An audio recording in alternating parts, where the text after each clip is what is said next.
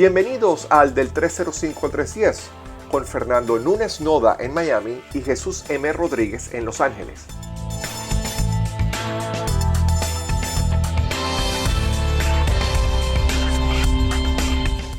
Fernando, ¿cómo estás? Muy bien, Jesús. ¿Y tú qué tal? ¿Cómo está todo? Mira, bien. Aquí arrancando esta semana, que bueno, como bien sabes, el sábado es 3 de octubre y eso significa que vamos a estar a simplemente un mes de las elecciones en este país, en los Estados Unidos. Entonces, por supuesto, todo el mundo está ya como que se siente que estamos en la recta final. Entonces, bueno, resulta muy oportuno hablar de las elecciones como tal, ¿no? Entonces, colócanos en contexto, Fernando, por favor. Sí. Bueno, empiezo diciendo que no vamos a tener solo una conversación sobre las elecciones, pero esta en particular queríamos hacerla como un contexto, pues un contexto de las elecciones mismas, porque las elecciones en los Estados Unidos no son sencillas, tienen alguna complejidad porque no son un solo evento. Es un solo evento, pero está manejado o coordinado por muchas instancias distintas. Entonces, eso suele causar confusión. Y yo quería empezar con un pequeño panorama, pues, general del sistema electoral en los Estados Unidos.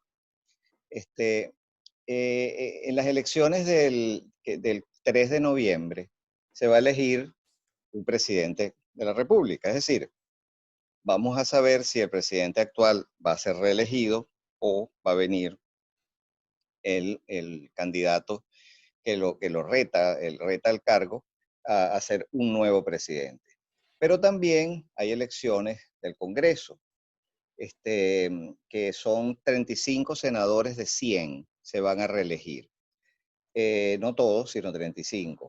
Y en la Cámara de Representantes sí se van a poner en juego todas las sillas que llaman, ¿no? Las sillas de los representantes, que son 435. Entonces, un presidente, 35 senadores y 435 representantes, eh, eh, bueno, son los que compiten en estas elecciones. Son unas elecciones sumamente importantes, unas elecciones en ciertos sentidos atípicas y que bueno, que está generando muchísimo ruido y muchísima expectativa, porque ocurre en un año atípico de por sí, Mm. un año con pandemia, un año con un presidente que es en esencia bastante atípico, y bueno, eso hace pues que sean sumamente importantes, y sumamente polémicas en el fondo, ¿no? Yo quería hablar un poquito entonces rápidamente de qué elige a qué y dónde se elige a quién. Ujú. La, cada elección ocurre digamos, en una urna, una urna electoral, en una localidad del país. Pero en esas elecciones que ocurren en las localidades comunes para nosotros, o sea, en las ciudades, en los municipios, digamos, se están eligiendo muchas cosas a la vez. Una es el presidente de la República, que es a nivel federal. Esto es una cuestión que incumbe a todos los estados del país por igual. Luego están las elecciones de los representantes, en los cuales uno elige los representantes y los senadores del respectivo estado, evidentemente. Por ejemplo, en tu caso serán los de California, en mi caso serán los de Florida. Tanto representantes como senadores. Y luego hay una cantidad impresionante de otras cargos que se eligen, que son locales. Pueden ser tanto estatales como locales. Los comisionados de educación, alcaldes, miembros de las mesas que acompañan al alcalde. O sea, los comisionados de agua, los comisionados de parques, etcétera, si les toca en este ciclo, porque no todos coinciden en las mismas elecciones, pues a veces sí, a veces no. Entonces, no es que todos los representantes y todos los oficiales electos del país se eligen en una elección nacional. No, no necesariamente, sino a los que les toca, ¿no? Pero se aprovechan las elecciones porque como son un evento logístico muy grande y muy complejo, entonces se aprovecha no solamente elegir al presidente, a los representantes, sino también a muchos funcionarios locales, ¿no? Y a veces a los alcaldes, etcétera. Entonces, y cantidad de otros, ¿no? Entonces, como vemos, son elecciones sumamente complejas porque confluyen muchas, muchas jurisdicciones,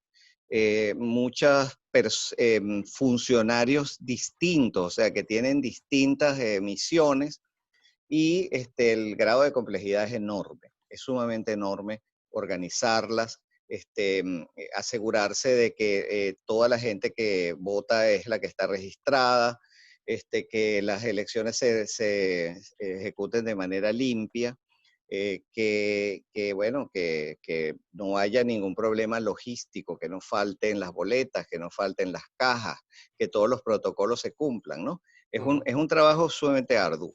Entonces, por otro lado, yo quería también decir, bueno, perdón, se me olvidaba un datico muy importante. ¿Tú sabes cuántas personas pueden ser elegidas en una elección cualquiera nacional? O sea, contando presidentes, representantes en el Congreso y las autoridades locales. Jesús, ¿tú No, sabes ni más o idea. menos? Me imagino que el número es gigantesco. ¿Cuántas? El Cuéntanos. número es gigantesco y supera los 500.000 personas. O ¡Wow! sea, ¡Qué impresionante! Entre ¿qué todas hay? esas, exacto. Sí, Ujú. que haya casi 600.000 personas que son elegidas en las elecciones de cada 4 años, aun cuando no todos a la vez, pues que no necesariamente los casi 600.000, pueden ser 400.000, pueden ser 350.000, y los otros son elegidos en elecciones que no coinciden con las nacionales. Pero que quiero decirte que la cantidad de funcionarios electos en los Estados Unidos es enorme, es Sí. más de medio millón de personas que son elegidas, sus cargos son de elección pública. Entonces, bueno, con ese contexto, yo lo que quería cerrar era diciendo que a pesar de que la ley federal controla lo básico de las elecciones, los principios fundamentales de la elección, que tienen que ser, bueno, funcionarios reconocidos, acreditados, etcétera, y pues que se tienen que cumplir todas las normas constitucionales para que esos funcionarios puedan competir.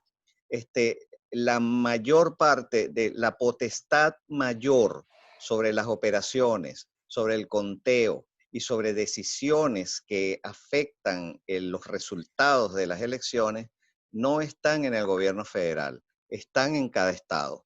O sea, Ujú. cada estado tiene el máximo poder de determinar cómo se cuenta, digamos, cómo se solucionan las controversias y cómo se maneja en general el sistema electoral, sin contar el tópico de los colegios electorales, que ese es otro punto que podemos ir tratando o acercándonos en esta conversación.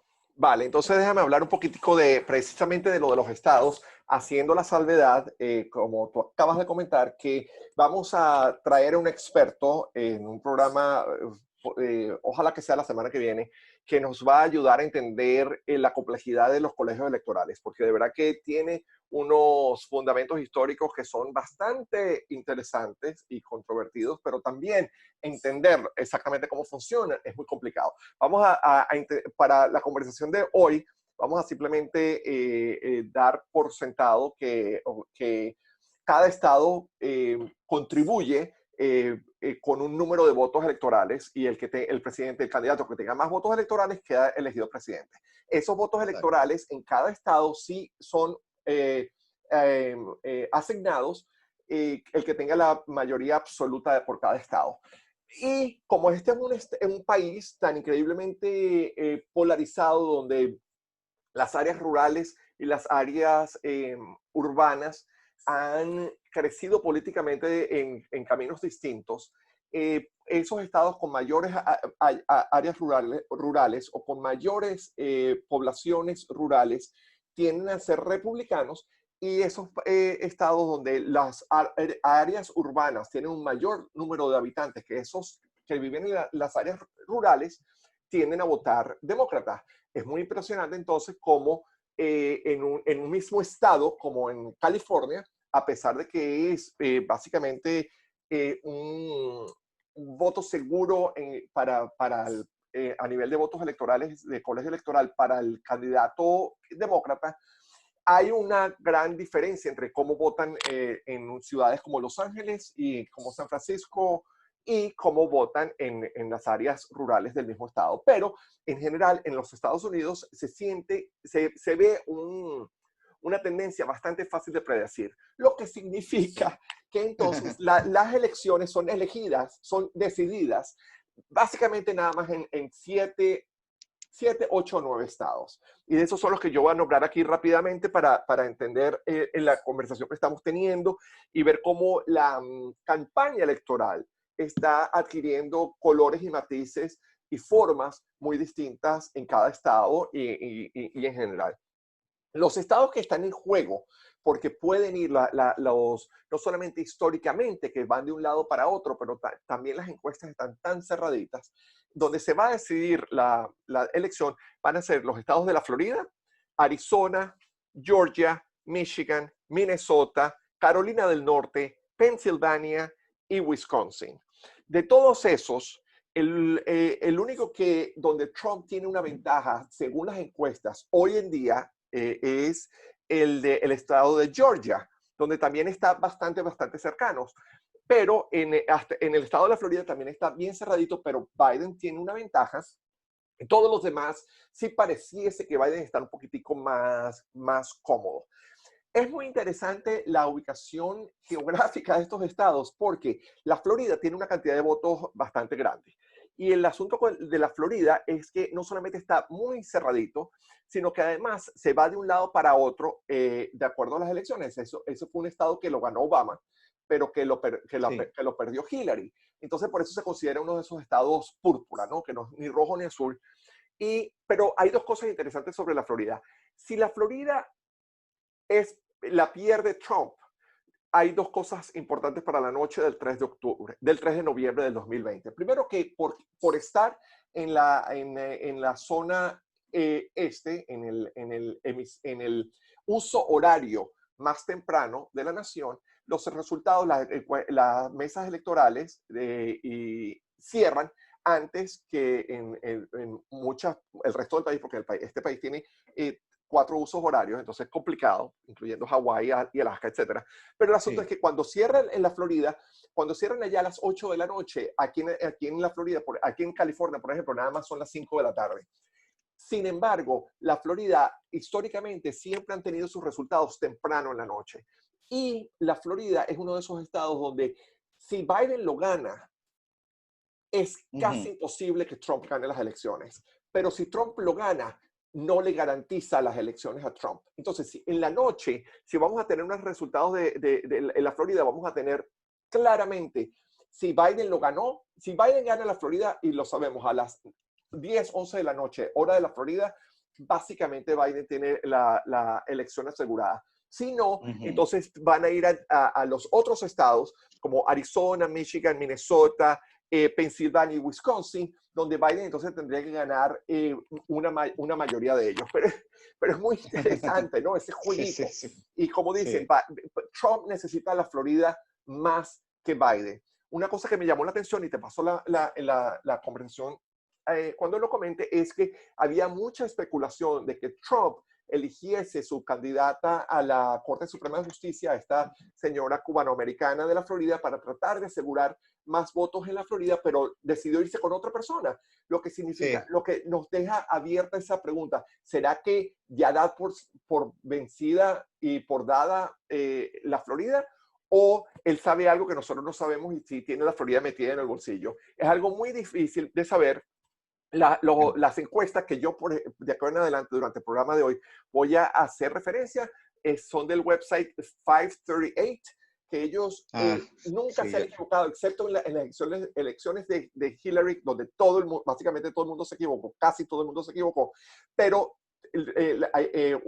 algo importante que acotar antes de darte la palabra, Fernando, es que toda la gente que hace encuestas dicen que aprendieron de los errores que cometieron en el 2016 y supuestamente ahora van a estar mucho más cercanas a la verdad. Eso lo sabremos en noviembre. Eso es correcto, es correcto. Bueno, yo quería hablar, muy buena tu panorama, ¿no? Muy bueno. Yo quería hablar del, sí, por supuesto, el grado de profundidad de la persona que vamos a invitar al programa para que nos lo explique con mucha, con mucho más detalle y profundidad. Quería hablar un poco de los colegios electorales, porque yo creo que ese es uno de los puntos más confusos y que constituyen como la piedra de tranca para poder, para poder entender la cosa, ¿no? Esto, imagínense ustedes que vivimos en una urbanización, ¿no? Vivimos en una urbanización en la que no todas las casas tienen el mismo número de habitantes, de personas. Hay casas que tienen una familia de 5 personas, otras tienen una familia de 10 personas, otras tienen una familia de 2 personas, otras tienen una familia de 1, etc. Entonces, las decisiones de esa urbanización se toman por el voto de cada casa. O sea, cada casa tiene la posibilidad de votar si van a hacer una calle, si van a trancar a poner una alcabala en la urbanización, si le van a poner postes de tal tipo, de cual tipo, etc. Entonces, cuando van a votar, en la primera vez, supongamos la primera vez que se va a votar, oye, las personas que tienen en su casa 10 habitantes dicen, caramba, pero nosotros somos 10 y tenemos un voto. Y las casas que tienen una persona también tienen un voto. O sea, 10 personas y una no son como equivalentes. Pues, o sea, las casas que tienen más personas deberían tener más votos. O sea, deberíamos tener más peso en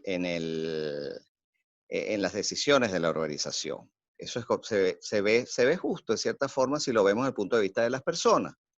Y si las casas se ponen de acuerdo y dicen, es decir, la organización dice, bueno, está bien, es verdad, vamos a hacer algo proporcional por decir algo, cada 3 habitantes, o cada 2 habitantes, o 3 habitantes, o lo que se llegue a acordar, cada tantos habitantes va a representar un voto. De modo que si supongamos que una casa que son 3 habitantes un voto, entonces una casa que tiene 3 habitantes tiene un voto, pero una casa que tiene 6 habitantes tiene 2 votos y una casa que tiene 9 habitantes tendría 3 votos.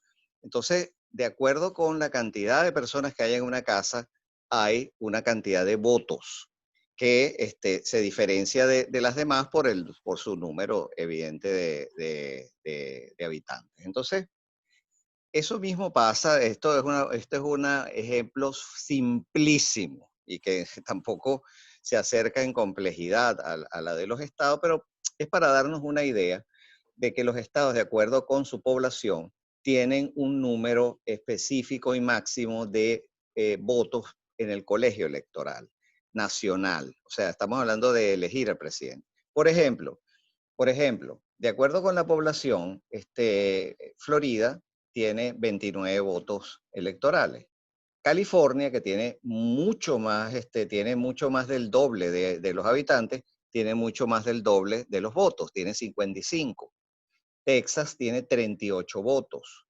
Nueva York, que es muy grande, tiene 29. Y así sucesivamente. Pues, por ejemplo, estados pequeños, como, qué sé yo, Dakota del Norte, etcétera, pequeños me refiero en población, o sea, de baja población, tienen 3 votos apenas, etcétera. Pues, por ejemplo, Georgia tiene 16 votos, etcétera, etcétera. ¿Cómo se llama este estado? Lo que pasa es que lo tengo aquí en un mapa que no tiene los nombres de los estados. Pero bueno, es- lo que quiero decir entonces es que si uno ve el mapa de los colegios electorales, se dará cuenta que no todos los estados tienen el mismo número de colegios electorales. Entonces, Por ejemplo, si los estados que tienen mucha población, este, que por ejemplo California tiene 55, una tontería, o sea, y pueden, y todos los votos que tienen son dados a el candidato que tenga la mayor proporción de votos en ese estado.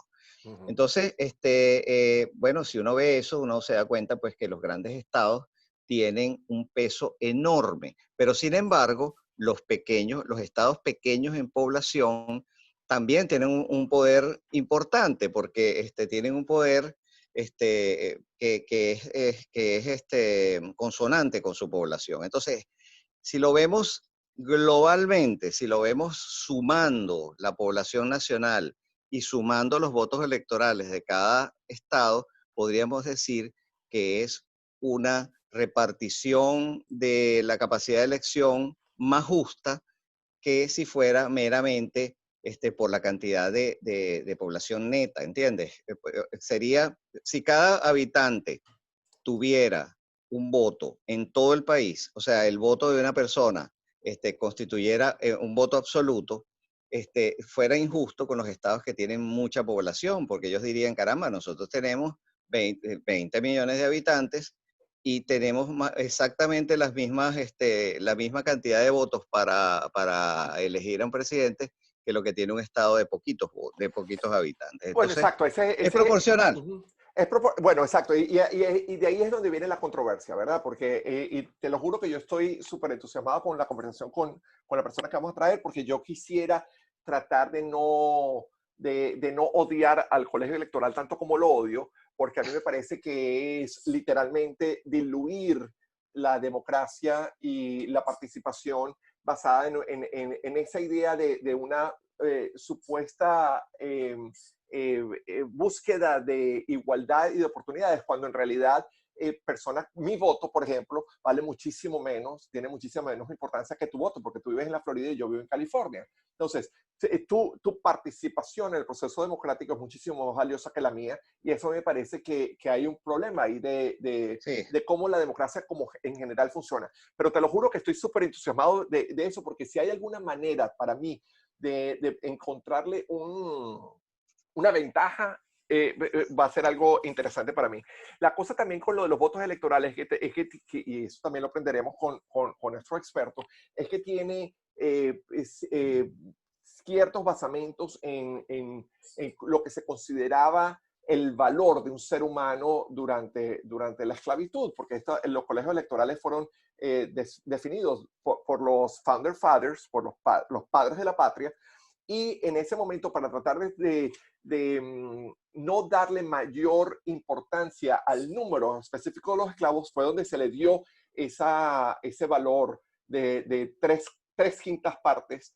Un esclavo valía como ser humano tres quintas partes de lo que valía una persona libre.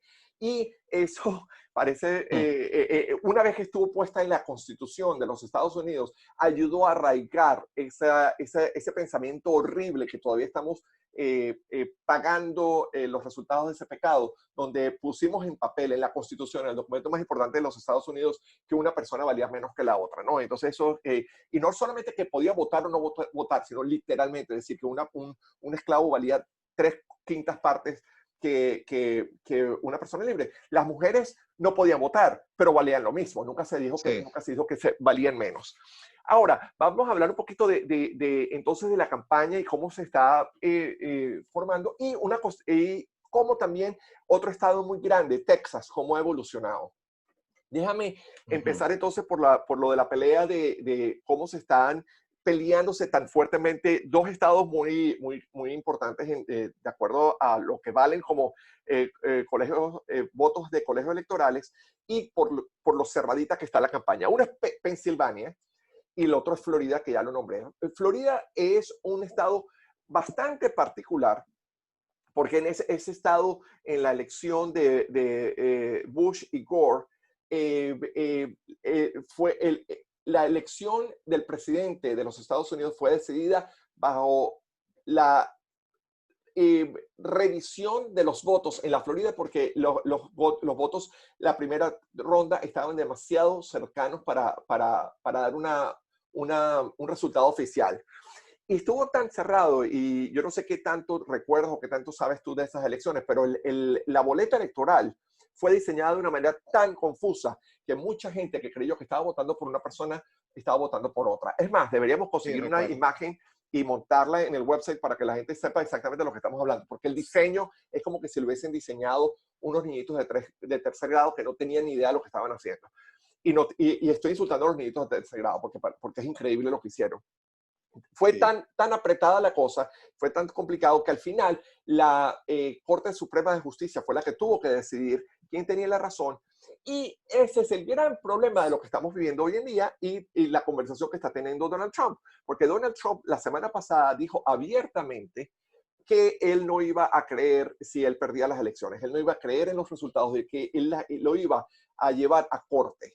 Y como él nunca tiene cuidado, nunca, la delicadeza no está entre sus cualidades, en vez de quedarse callado, dijo abiertamente que él necesitaba escoger una sustituta para Ruth Bader Ginsburg, para tener mayoría en la Corte Suprema de Justicia, para que la Corte Suprema de Justicia le dé las elecciones a él. Abiertamente lo dijo, abiertamente. Esa cosa que a mí hace que mi cerebro quiera explotar, porque me recuerda tanto a Hugo Chávez, donde cambió el sistema, todo el sistema alrededor de él, para que lo apoyaran y le dieran libertad de hacer lo que le diera la gana en Venezuela, y por eso Venezuela se fue, está en la miseria en la que estamos. Y Donald Trump está literalmente tratando de hacer lo mismo cuando abiertamente dice, tengo que escoger a alguien para tener mayoría en la Corte Suprema de Justicia, porque sí. yo voy a llevar a la Corte Suprema de Justicia a las elecciones porque quiero que ahí se resuelva. Y eso es absolutamente grave. Mira, me quedé sin tiempo. Después, cuando regrese, hablamos un poquito de Texas. Ok. Bueno, mira, un toquecito sobre los colegios electorales, Jesús. No hay forma matemática de que haya, de que unas elecciones sean justas. Así cada persona valga un voto. Va a haber los que se quejan, que son los estados grandes. Y habiendo colegio electoral, probablemente los estados pequeños se quejan porque les disminuye el poder. No hay forma que se pueda repartir el poder equitativamente en estas cosas. Y yo creo que tenemos que elegir uno u otro. Y lo que hay, no sé si es lo mejor, y eso me gustaría preguntárselo a la persona que va a venir, pero creo que quizás y probablemente sea lo menos malo. Ahora, volviendo a lo de la contienda propiamente dicha. Bueno, mira, yo siento lo siguiente, yo siento que la pelea, bueno, está, digamos, desde el punto de vista del voto popular, Biden tiene aproximadamente la misma ventaja en la mayoría de las encuestas, unos 7 puntos aproximadamente, diría yo, en promedio, es lo que veo en la mayoría de las encuestas nacionales, ¿no? Las que refleja 35 el promedio de las nacionales más importantes dice que Biden tiene 50.2, Trump tiene 43.2. O sea, que son 7 puntos de diferencia. Pero sabemos que eso no decide la elección si hay estados que se espera que voten por Biden y terminan electoralmente, en los colegios electorales y terminaran votando por Trump, como pasó en las elecciones pasadas. No se esperaban algunos estados para Trump y los tuvo y por eso ganó. Y perdió el voto popular por millones de votos. Entonces, bueno, eso hay que irlo viendo y sobre todo ir viendo, como tú dices, los estados específicamente, los que pueden terminar decidiendo la contienda. Por ejemplo, Florida. Lo que yo he oído a los expertos es que Florida es indispensable para Trump. Si Ujú. Trump no gana Florida, tendría que ganar prácticamente todos los demás estados, los battlegrounds, ¿no? Los swing states. Ujú. Pero si Biden pierde Florida, todavía tendría posibilidad si gana lo que está estimado que gane, excepto Florida. Entonces, wow, es un juego de cálculo y de probabilidad enormemente grande. y nos pone, o sea, estas elecciones, por la importancia y por lo que tú estás diciendo, son algo que prácticamente tiene una cara distinta, la predicción de todos los días, porque todos los días pasa algo de que uno sube aquí, uno baja allá, uno sube, etcétera, ¿no? Ahora, en cuanto a lo que dices de Trump él, mira, Trump es un tipo que no acepta un no por respuesta, ¿entiendes? Entonces, yo lo veo gravísimo como tú, que un presidente amenace al sistema completo diciendo que si él pierde, eso es trampa. Y yo creo que él está preparando el terreno para una posible derrota. Todo se basa en el voto por correo. Oye, yo digo una cosa, yo vi la interpelación que le hicieron al director de la oficina de correo, Ujú. este, y, y todas las preguntas que le hacían los representantes republicanos eran, pero caramba, ¿es verdad que no tenemos suficientes camiones para distribuir la cosa? El tipo decía, sí, tenemos suficientes camiones. Para eso pedimos unos fondos especiales para poder cubrir ese exceso de demanda. Oye, pero es verdad que no va a haber tiempo de llevar, bueno, sí va a haber tiempo, nosotros nos previmos esto, previmos lo otro. Quizá, y no hay duda, puede haber demoras, quizá puede haber sobrecarga de trabajo, puede haber carros, digamos, de transporte que no sea suficiente y se tenga que compensar, etcétera. Pero en general, lo que yo entendí de eso y lo que he entendido de algunos expertos que he leído es que el sistema de correos puede manejar ese aumento Ujú. en la demanda. Tiene la capacidad. Y lo que puede haber es demoras, pero no es que va a fracturarse el sistema y lo van a hacer mal. No, no, es que va a ser duro, va a ser una prueba de resistencia para el sistema, pero está en capacidad de hacerlo. Oye, este es un correo, es un sistema de correos que es conocido en todo el mundo. Bueno, en general es eficiente. En mi casa nunca, jamás ha dejado llegar una carta que nos han mandado, nunca nos han dicho nadie, nunca. Mira, le mandamos una correspondencia y le ha llegado y nosotros digamos, no, no ha llegado, todo llega, Sí. entonces cajas, todo lo que sea. Entonces, oye, desprestigio a la oficina de correos ya me pareció negativo. Pero entonces, prever, pues, decir que la cosa, que si no gana es porque hubo trampa, me parece, me parece sumamente irresponsable, la verdad. Exacto, Eso no. mira, hay videos de Hugo Chávez diciendo exactamente lo mismo. Y eso a los venezolanos sobre todo les debería dar mucha angustia. Mira, es súper interesante y hemos hablado aquí varias veces en otros programas sobre cómo el sistema de los Estados Unidos está diseñado para que haya un balance de poder y un balance de responsabilidades. Y una de las cosas que a mí, que creo que tenemos que tener en cuenta cuando estamos hablando qué tan importante y tanto peso tiene un voto de una persona en California versus un voto de una persona en North Dakota o en Dakota del Norte. Yo creo que no podemos olvidar, por ejemplo, que Dakota del Norte y Dakota del Sur, entre los dos, tienen menos de 2 millones de personas, de habitantes. Entonces ellos tienen 4 senadores, cuando California, que tiene casi 40 millones de personas, también nada más tiene 2 senadores. California tiene la misma cantidad de gente que 25 de los estados que menos gente tiene. Y Ok. nosotros tenemos dos senadores y todas esas personas tienen 50 senadores. Entonces, el Senado, yo creo que si estamos de acuerdo con que los senadores son 2 por persona, deberíamos también entonces estar de acuerdo que ahí es donde entonces se logra ese balance de poder para esos estados que tienen menos población. Pero encima de eso, además, quitarle valor a mi voto, porque vivo en un estado grande, donde, como te dije, donde nombré anteriormente, es muy interesante. No es una cuestión de estado, es una cuestión de característica de la población. Todas las ciudades grandes, hasta en los estados más republicanos, tienden a ser demócratas. todos los lugares urbanos, independientemente de cuál sea su porcentaje racial y Sí. en dónde estén, y todos los condados donde hay menos población urbana son los que se van hacia los republicanos. Entonces, es una cuestión bastante compleja e interesante. Yo quiero hablar un poquito de Texas, porque Texas también es un estado bastante grande, es el segundo estado más grande de los Estados Unidos y se ha considerado púrpura por mucho tiempo, que quiere decir que se puede ir rojo o azul dependiendo de los resultados.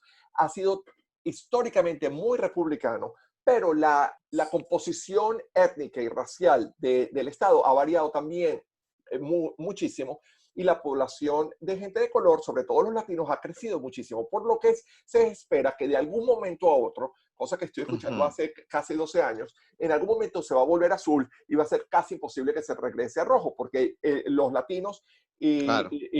la gente de color, las minorías, son otros grupos que también tienden a ser mucho más demócratas que republicanos. Sí, sin Entonces, duda. hoy en día están muy apretaditos en Texas. Déjame abrir aquí un momentico los números. En 538, Trump hoy en día tiene el 47.7%, Biden tiene el 45.8%, menos de 2 puntos. Que eso, 1.9 es la diferencia de ventaja que tiene Trump sobre Biden. Pero en un estado tan grande como eso, 2 puntos, sobre todo en cuestión de encuestas, 2 puntos pueden estar dentro del margen de error. Es decir, que Texas podría ser un Sí, estado que se vaya por Biden. Sobre todo, y ese es el gran problema que vemos en Trump, y lo que está haciendo en las últimas semanas de la campaña, en lugar de él, y es algo muy interesante y quiero saber tu opinión, Fernando, no como ciudadano, como persona, como individuo, como persona inteligente, no como alguien que sea republicano o demócrata, simplemente como una ujú, persona inteligente. Te quiero preguntar eso, porque siento, desde mi punto de vista, pero yo también vivo en la burbuja de California, que Trump ha hecho muy poco en las últimas semanas para abrir su base. Más bien, su discurso y sus prioridades han sido increíblemente específicas. Pareciera que solamente le interesa hablarle a su base. Toda la cuestión sí, sobre el coronavirus, el decir que 200.000 personas muertas es un éxito, que las máscaras tienen un problema, negar lo que dijo el director de la CDC en el Congreso la semana pasada, decir que los votos, las boletas electorales son un problema, que el correo no se puede creer, que poner a una jueza que sustituya a RBG, que esté total y abiertamente en contra de Wade versus Roe, que es la ley que hizo legal el el aborto. aborto en los Estados Unidos, y que 60%, más del 60% de los republicanos está a favor del aborto legal. Entonces, Trump está hablándole a una base muy pequeñita. Entonces, Sí. me llama la atención saber qué opinas tú de eso, si le ves alguna lógica, o a mí el sustigo que me da, que me da el dolor de estómago cuando lo comento. ¿Será que Trump sabe algo que nosotros no sabemos? ¿Será que los rusos están más metidos en las elecciones de lo que creemos y que él sabe que lo tiene en el bolsillo? Estoy especulando, por supuesto. Lo que estoy diciendo no tiene basamento en nada yo haya leído. Es simplemente que me llama mucho la atención porque Trump, en vez de estar abriendo su base para tratar de traer gente que está en el medio o Ujú. indecisa, pareciera que los está empujando hacia Biden. Sí, es correcto, correcto, correcto. Yo también lo he notado, ¿sabes? Y Rarísimo, ¿no? me ha parecido extraño porque pareciese que está haciendo una copia al carbón de su campaña pasada, de la campaña de hace 4 años, este, que le dio resultado. Pero ¿por qué? Bueno, mira, yo no sé, no hay duda, no hay duda alguna de que Putin debe estar muy ocupado, tratando de ver cómo interviene, ¿no? Cómo se mete por los caminos verdes a influir en la elección. Lo que pasa es también que tomemos en cuenta que en el 2016 Putin tomó por sorpresa a todo el mundo. Y lo que se supo de la colusión rusa fue a posteriori de que ocurriera. En este caso, afortunadamente ya el Estado está alerta al respecto, ¿no? Y yo creo que se han reforzado mucho los sistemas para que no entren, pero eso no impide que los rusos, los chinos y los iraníes también ejecuten campañas que llegan al público en general, ¿no? Campañas de desinformación, campañas de enfrentamiento entre grupos, campañas que le limpien la cara a ciertos funcionarios, a ciertos presidentes o a ciertos países también. Entonces, veo difícil que Putin tenga esa ventaja que tuvo hace 4 años para penetrar los sistemas, por ejemplo. Claro, los sistemas se han blindado mucho más. Y el juego por dónde va. Entonces, mira, puede ser que los asesores han estudiado la cosa y le han dicho, mira, la base, que es lo seguro que tenemos, ha empezado en algunos casos a moverse hacia otros lados, a dudar. Están expresando dudas, algunos que eran, tú sabes, rodilla en tierra con Trump, ahora no lo son.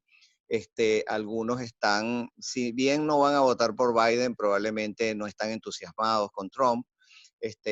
Entonces, a lo mejor le dijo, asegura tu base como sea, asegura la base conservadora.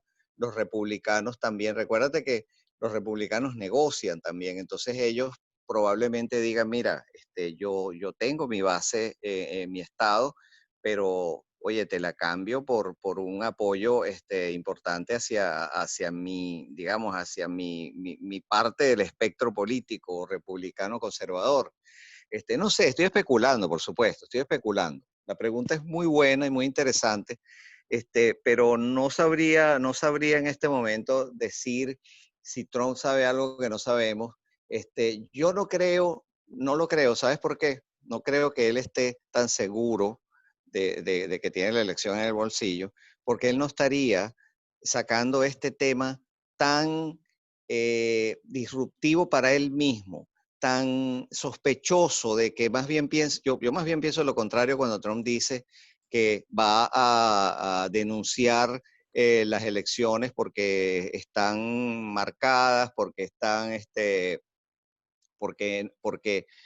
tiene errores que le van a dar el triunfo a Biden, porque la cuestión del correo no va a funcionar, porque ¿para qué si yo lo tengo en el bolsillo, yo voy a estar poniendo dudas sobre el resultado electoral? ¿Me explico? Ujú, No, sí, no creo que esté muy seguro de eso. Yo lo que creo es que le dijeron, mira, mucha gente que antes fue swing voters hacia ti, ahora no van a dar el swing, sino o votarán por Biden o no votarán, sí. o no tienen ningún entusiasmo por ti.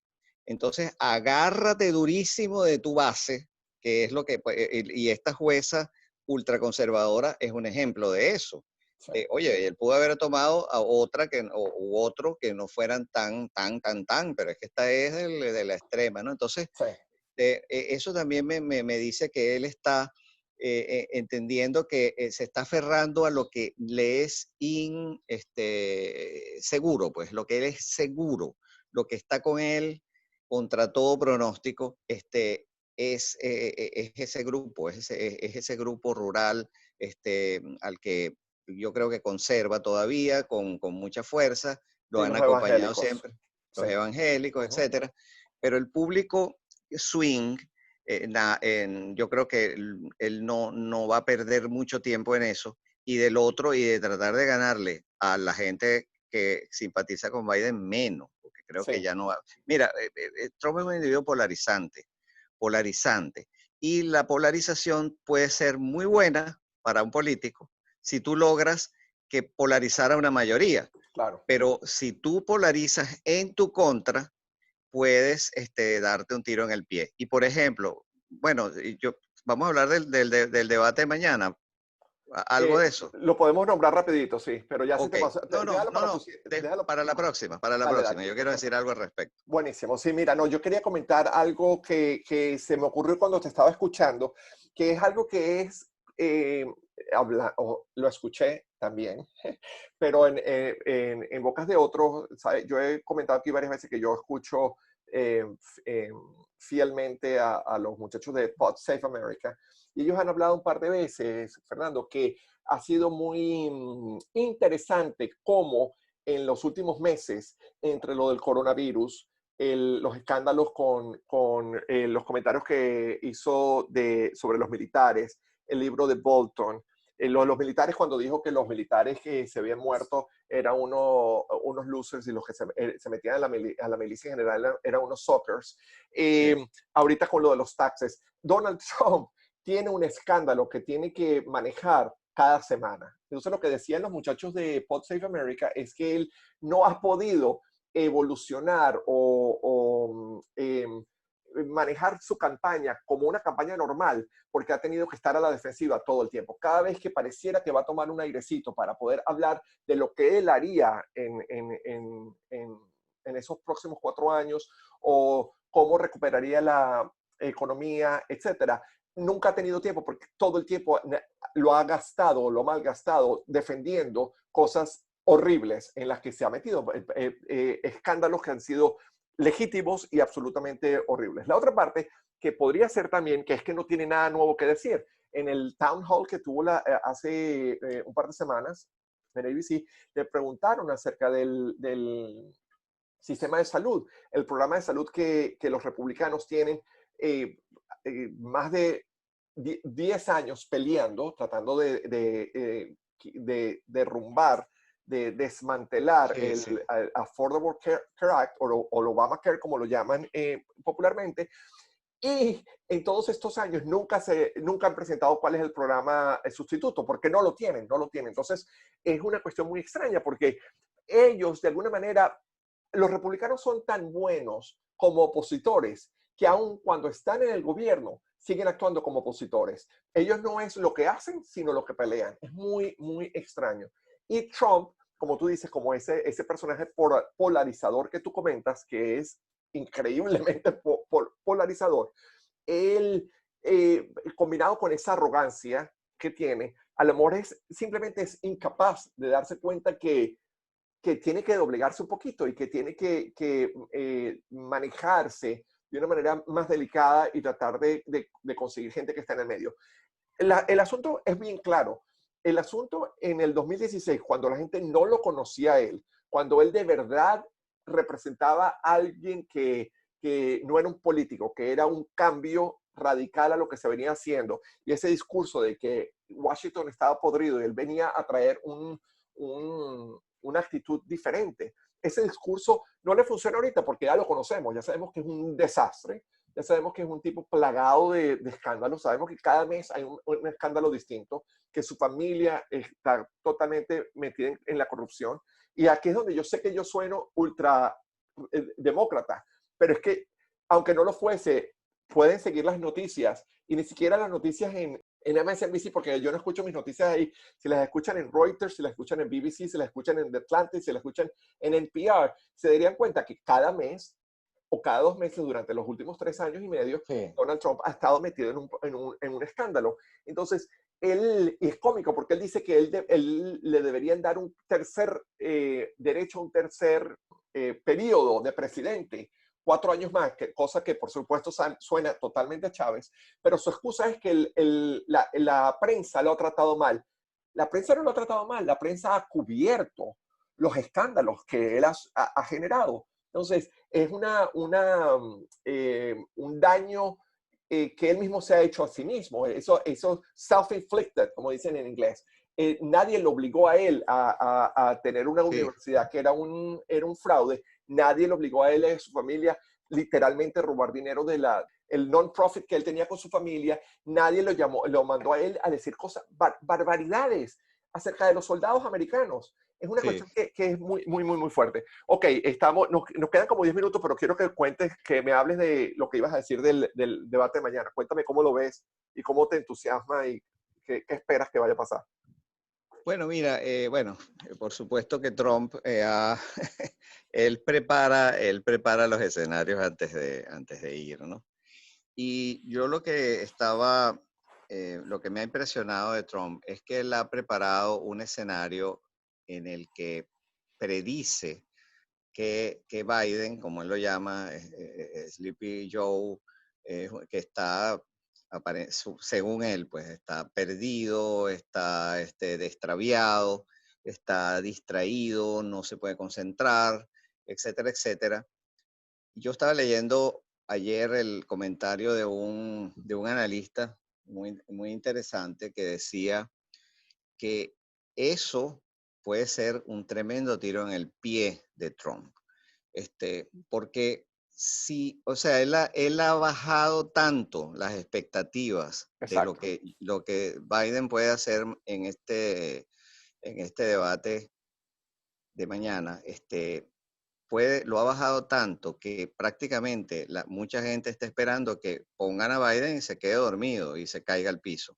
¿Entiendes? Entonces, si Biden hace un, un debate normal, o sea, normal, hablando normal, sin dar volteretas ni hacer malabarismo, eso va a dejar muy mal parado a Trump, porque todo lo que está esperando su misma gente y mucha gente que teme, pues, que a lo mejor Biden no esté en su mejor forma, como ha ocurrido en algunos casos recientes en los que se ha equivocado, cuando va a decir una cifra dice otra, etcétera.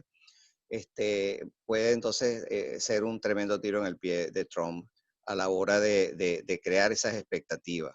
Entonces no va a haber otra y eso puede determinar, mira, eso puede decidir, porque mucha gente dice, ok, yo no voy a votar por Trump, pero yo no votaría por un Biden que estuviera incapacitado para ejercer el cargo, pues porque Ujú, mentalmente estuviera, tú me entiendes, ¿no? ujú, ujú. Entonces, y eso es lo que se ha sembrado, y eso es lo que ese es el twist que se le están dando los republicanos. Si Biden demuestra en este caso, en estos debates, que está en capacidad normal, yo creo que eso va a ser bastante devastador para Trump. Sí, Y de paso, entonces va a ser muy claros y muy patéticos todos las debilidades que está cargando. Porque fíjate, Jesús, yo pienso lo siguiente. Trump tenía mira, mucha gente considera el carácter del presidente como un tópico importante a la hora de votar. Yo lo tomo en cuenta.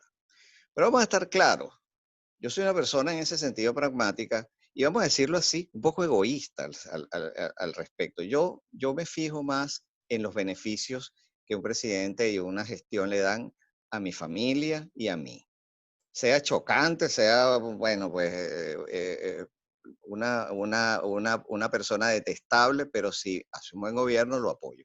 A mí Obama, no me caía mal ni bien, o sea, era un tipo para mí neutro, me pareció un presidente, lo respeté, pero yo siento que él hizo cosas útiles para mí y para mi familia, ¿entiendes? Entonces yo lo aprecio por ujú. eso, no por su personalidad ni porque fuera A o B.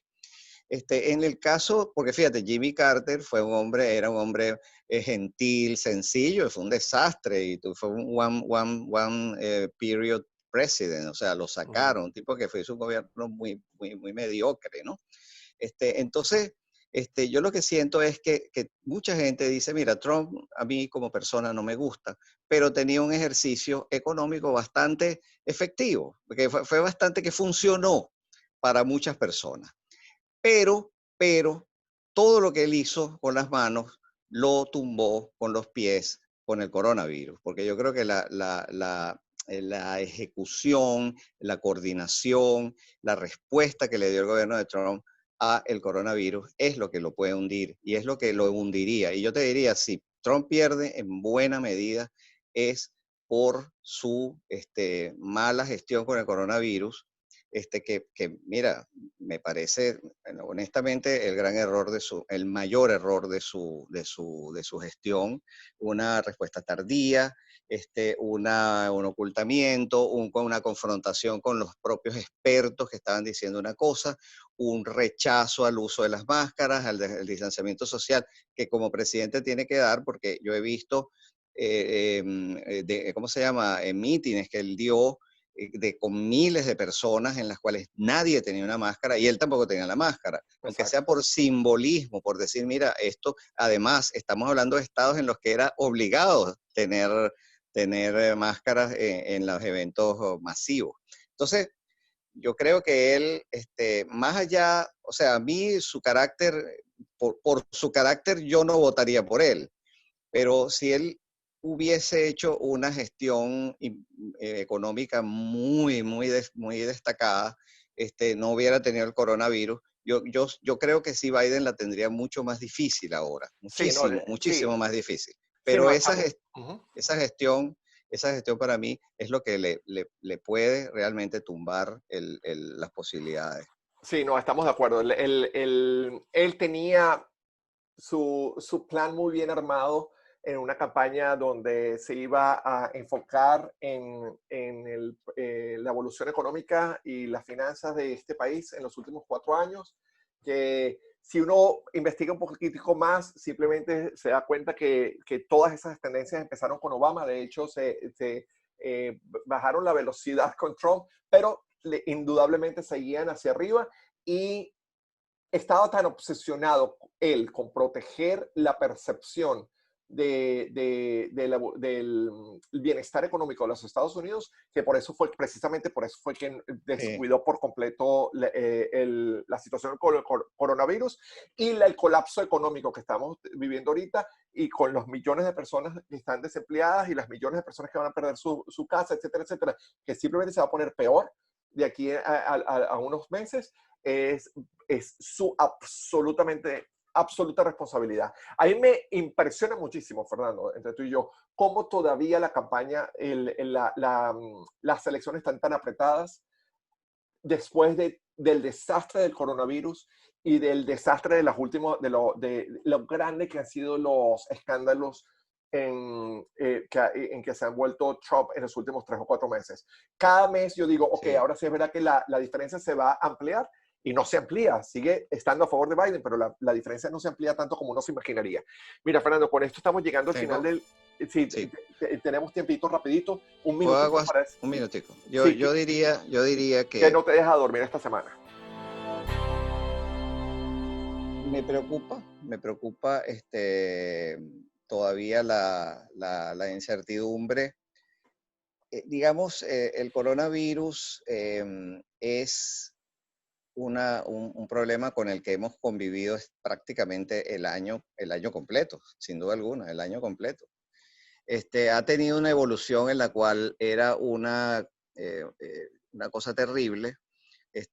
Después empezó a verse una especie de control, de que como que ya, bueno, ya los elementos del gobierno, la ciencia, el sector privado empezaron a actuar y a ponerse un poco por encima, ¿no? de la crisis, a tomarla, o sea, agarrarla ya con la mano firme.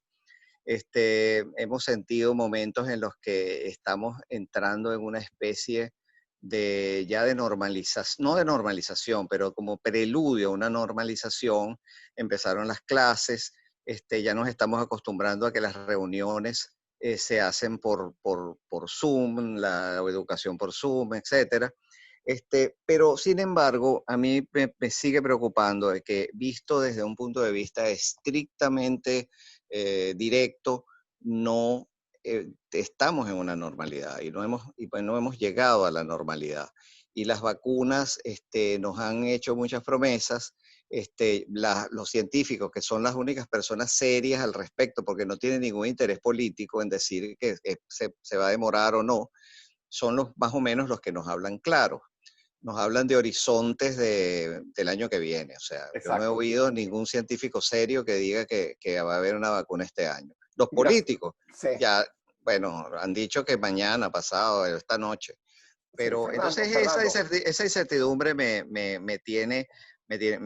sigue molestando. Bueno, ok, se está acabando el tiempo, literalmente se está acabando el tiempo. Me da tiempo aquí rapidito decir que a mí lo que no me deja dormir es que Donald Trump pagó nada más $750 de impuestos, cuando cualquier persona que está escuchando este mensaje, incluyendo mi jardinero, paga más impuestos que ese señor. Ese señor es un descarado, corrupto de lo último. Y ojalá que pierda las elecciones. Chao, Fernando, se acabó el tiempo. Un abrazo. Bueno, nos vemos. Un abrazo.